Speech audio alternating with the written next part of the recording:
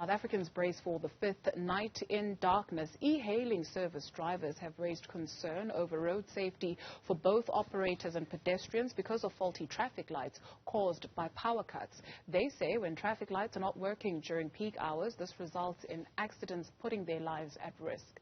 Let's speak now to e-hailing spokesperson, Vhatuka Mbelengwa. Thank you very much for availing yourself this afternoon. Perhaps if you could just put us in the picture in terms of the extent of these power challenges and the ripple effects on e-hailing drivers. Well, as you know, without power, it's just chaos all over town. But in this particular instance, what then begins to happen is that riders are getting very agitated. They want to get out the traffic. They're running late.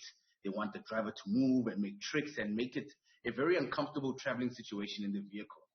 Added to that, you've got GPS, which doesn't sometimes work properly when the load shedding is going. And you know, with the pickup points sometimes tend to be incorrect, or maybe the driver wants to go, is instructed by the maps to go left, but the rider wants him to go right. And then it's, you know, it creates a lot of confusion, and then there's a lot of turning, going back, correcting, which then leads to these accidents.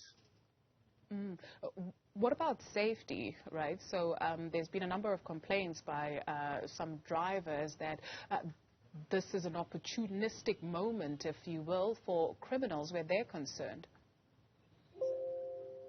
Well, yes. With criminality, two forms. When the GPS location is wrong and your pickup location is wrong, sometimes you end up at the end of a dark road, which you don't really want to be at. But the other side of it is that when the roads are gridlocked and, you know, somebody has jumped into the back of the vehicle with their laptop bag and handbag, smash and grabs then are also on the increase.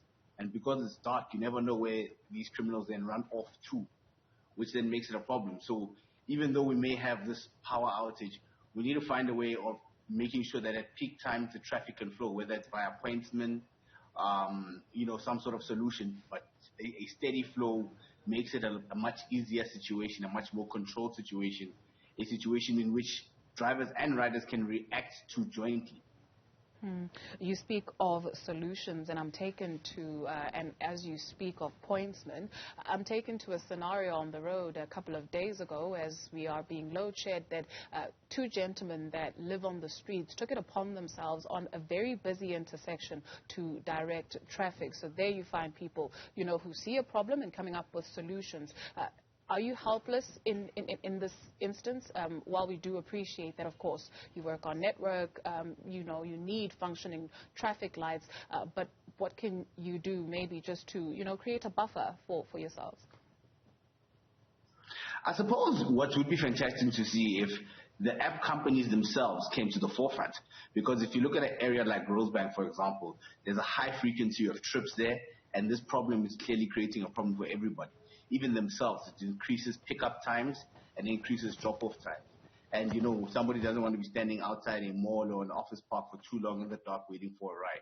So maybe an initiative by them to possibly train those very homeless people, give them some sort of uniform, coordinate them so that they can intervene when it matters. I think something in the apps can be built in to say, tip the homeless points person, whether it's R1, whether it's R2. But cumulatively, this can then be